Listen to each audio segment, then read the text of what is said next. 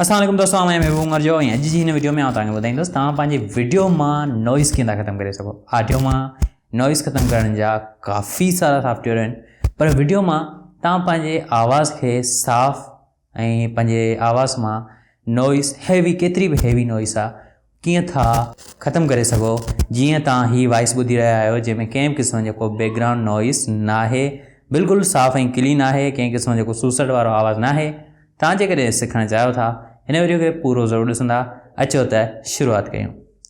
दोस्तों, हुन लाइ तव्हांखे ज़रूरत पवंदी सभ खां पहिरीं हिकु सॉफ्टवेयर जी जेको तव्हां वटि मुंहिंजे ख़्याल में मौजूदु हूंदो, पावर डायरेक्टर। जेकॾहिं हुननि जो तव्हां मोड वर्जन डाउनलोड करणु चाहियो था त कुंड में जेका वीडियो आई आहे उहा ज़रूरु ॾिसो, उनखे ॾिसंदे तव्हां हुनखे डाउनलोड करे सघो था। अच्छा, पावर डायरेक्टर खे ओपन करण खां पोइ हुते असां मीडिया खणंदासीं। जी मिसाल तौरु आउं ही मुंहिंजी रिकॉर्ड थियल स्क्रीन जो वीडियो खणी आयो आहियां जेको तव्हांजे साम्हूं आहे ऐं हिन में काफ़ी सारो नॉइज़ आहे। सही।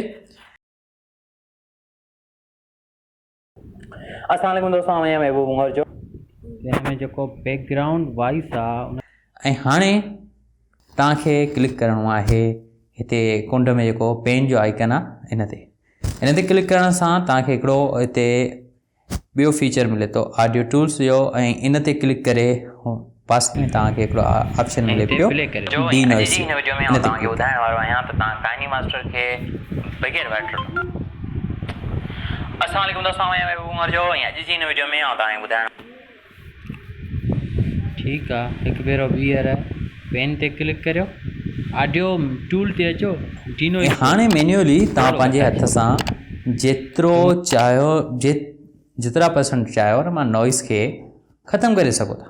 जी मिसाल तौरु हिनखे मूं 42% कयो त हिन में जेको बैकग्राउंड नॉइज़ आहे उहो एतिरो ख़तमु थी वियो। अञा बि हिनखे वधीक ख़तमु करणु चाहियां त हुनखे 100% ताईं बि ख़तमु करे सघां थो ऐं हिन पंहिंजे वॉइस खे बिल्कुलु फ्री नॉइज़ ठाहे सघां थो। जीअं असां ऑडासिटी में ऑडियो मां नॉइज़ खे रिमूव कंदा आहियूं, या वरी असां एडोब प्रीमियर प्रो में डी नॉइज़ वारो इफेक्ट लॻाए वॉइस मां नॉइज़ खे ख़तमु कंदा आहियूं। दोस्तों, हीअ वीडियो तव्हांखे कीअं लॻी मूंखे कमेंट में ज़रूरु ॿुधाइजो।